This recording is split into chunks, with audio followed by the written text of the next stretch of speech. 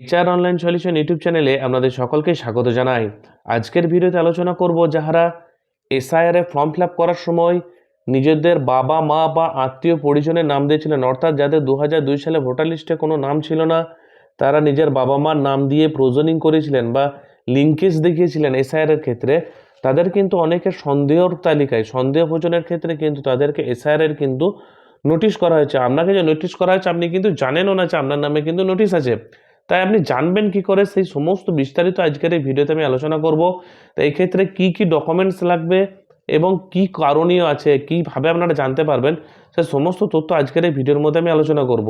তো সর্বপ্রথম কি করবেন, যে ভোটারের যে পোর্টাল আছে, ভোটারের যে ওয়েবসাইট আছে, নির্দিষ্ট যে ওয়েবসাইট আছে voter.eci.government.in, voter.eci.government.in যে ওয়েবসাইট আছে আমি আপনাদেরকে দেখাচ্ছি। যে voter.eci ওই পোর্টালে আসবেন। পোর্টালে আসার পরে দেখবেন আপনাদের সামনে স্ক্রিনে যে একটা ইন্টারফেস দেখতে পাচ্ছেন, এরকম একটা ইন্টারফেস আপনাদের সামনে কিন্তু শো করবে। দেখুন আমি আবার মার্কিং করছি আপনাদেরকে। voter.eci.government.in যে অপশনটি দেখতে পাচ্ছেন, এই পোর্টালে চলে আসবেন। এই পোর্টালে আসার পরেই আপনাদের সামনে এরকম একটা ইন্টারফেস খুলে যাবে। দেখুন পেজটা, এই ইন্টারফেসটা খুলে যেতেই আপনাদেরকে আমি একটা জায়গা দেখাচ্ছি, যে দেখুন একটা অপশন দেখাচ্ছে, যে নতুন অপশন এটা কিন্তু যুক্ত হয়েছে। ইসিআই পোর্টালে কিন্তু এই নতুন অপশনটি যুক্ত হয়েছে। এই দেখুন, submitted documents against notice issue, অর্থাৎ আপনার যে নোটিশ ইস্যু হয়েছে, আপনি যদি না জেনেও থাকেন বা আপনার যদি জানা না থাকে, তাহলে কিন্তু এই জায়গাটাতে আপনি ক্লিক করে কিন্তু আপনার ভোটার নাম্বার দিয়ে কিন্তু আপনি জানতে পারবেন যে আপনার নামে কোনো এসআইআর এর নোটিশ জারি হয়েছে কিনা। তো তার জন্য কি করবেন, আপনারা সর্বপ্রথম এই অপশনটার উপর আপনাদেরকে কি করতে হবে, ক্লিক করতে হবে। সর্বপ্রথম অপশনটার উপর যখন ক্লিক করলাম, এবার আমি আপনাদেরকে বলে রাখি, যখন ভোটার কার্ড নাম্বার ধরে আপনারা নিজের নামে নোটিশ এসছে কিনা, আপনাদের নামে নোটিশ এসছে কিনা এটা জানার জন্য যখন ভোটার নাম্বার ধরে আপনারা সার্চ করবেন, সেক্ষেত্রে কিন্তু আপনাদের ভোটার কার্ডে মোবাইল নাম্বার লিঙ্ক করা কিন্তু বাধ্যতামূলক। অর্থাৎ আপনাদের ভোটার কার্ডে কিন্তু মোবাইল নাম্বার রেজিস্টার্ড হতে হবে। আধারে যেমন মোবাইল নাম্বার রেজিস্ট্রেশন করা আছে, সেরকম ভোটার কার্ডেও কিন্তু আপনাদেরকে মোবাইল নাম্বার রেজিস্ট্রেশন করতে হবে। দেখুন আপনাদেরকে আমি দুটো ভোটার কার্ডের অপশন দিয়ে দেখিয়ে দিচ্ছি। প্রথমে একটা ভোটার কার্ড দেখাবো যেটাতে কিন্তু মোবাইল নাম্বার লিঙ্ক নেই, সেই ক্ষেত্রে কি দেখাচ্ছে, এবং যদি মোবাইল নাম্বার লিঙ্ক আছে সেই ক্ষেত্রে কি দেখাবে আমি আপনাদেরকে শো করছি। প্রথম দেখুন এই মোবাইল নাম্বারটা দিচ্ছি, এখানে যে মোবাইল নাম্বারটা দিচ্ছি, দিতে দেখুন সেন্ড ওটিপি অপশনে ক্লিক করতে এখানে লেখা আছে this epic number not linked any mobile number, ঠিক আছে, প্রসিড উইথ দ্য মোবাইল। যদি আপনি মোবাইল নাম্বার লিঙ্ক করতে চান তাহলে কিন্তু আপনাকে এখানে 8 নম্বর ফর্ম ফিল আপ করতে বলছে। আমি এরপর আর একটা এখানে এপিক নাম্বার দিচ্ছি, ভোটার কার্ড নাম্বার। এই ভোটার কার্ড নাম্বারটাতে দেখুন মোবাইল নাম্বার লিঙ্ক করা আছে। তো মোবাইল এপিক নাম্বারটা দেওয়ার পরে পাশে থাকা যে সেন্ড ওটিপি বাটনটা দেখতে পাচ্ছেন, সেন্ড ওটিপি বাটনে আমি ক্লিক করতে দেখবেন যে আমার ভোটার কার্ডে যে রেজিস্টার্ড মোবাইল নাম্বার আছে, সেই রেজিস্টার্ড মোবাইলে কিন্তু ওটিপিটি চলে এসেছে। দেখুন ওটিপি চলে এসেছে। ওটিপি চলে আসার পরেই কিন্তু এখানে দেখবেন এন্টার ওটিপি, অর্থাৎ আপনার ফোনে যে ওটিপিটি আসবে সেই ওটিপিটি আপনি এখানে দিয়ে সার্চ করবেন। সার্চ করার পর যদি আপনার নামে হেয়ারিং নোটিশ জারি না হয়ে থাকে, লেখাবে এই ভোটার কার্ডের মধ্যে কোনো হেয়ারিং নোটিশ জারি করা হয়নি। আর যদি জারি থেকে থাকে, যদি নোটিশ জারি হয়ে থাকে, তাহলে কিন্তু আপনাকে সরাসরি কিন্তু নোটিশটা শো করবে। দেখুন এই ভোটার কার্ডটাতে কিন্তু একটা নোটিশ জারি করা আছে, এবং এখানে প্রথমেই দেখুন লাল বর্ডারে একটা কথা লেখা আছে লাল কালি দিয়ে। ওই কথাটা কি আছে আমি আপনাদের বাংলায় ট্রান্সলেট করে দেখাচ্ছি।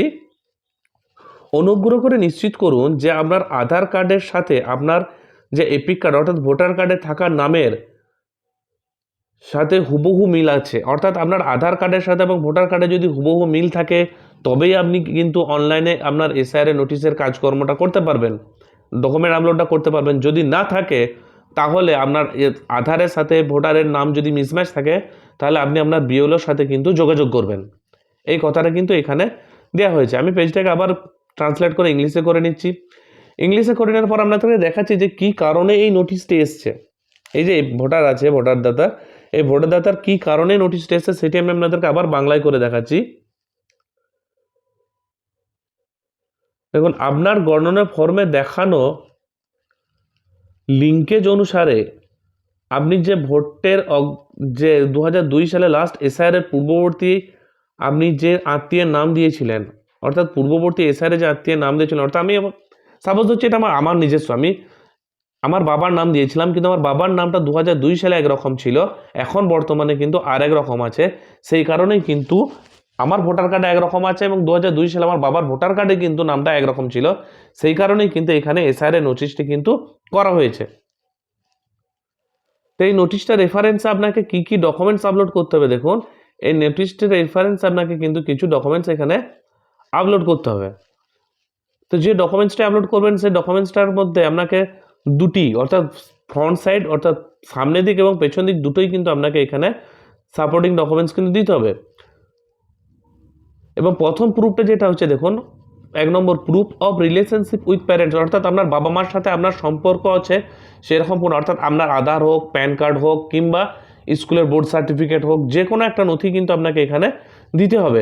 এছাড়া আপনার বাবা মার নথি যদি আপনি না দিয়ে থাকেন তাহলে দেখুন নিচে দেখুন অপশান আছে proof of relationship of grand parents. আমি আবার দেখাচ্ছি, দেখুন বাবার নথি থাকলে সেটা ওইখানে দেবেন এবং আপনার দাদু ঠাকুমার যদি কোনো দিয়ে থাকেন তাহলে কিন্তু তাদের নাম আছে সেরকম কোনো একটা ডকুমেন্টস কিন্তু আপনাকে এই জায়গাটায় শো করতে হবে।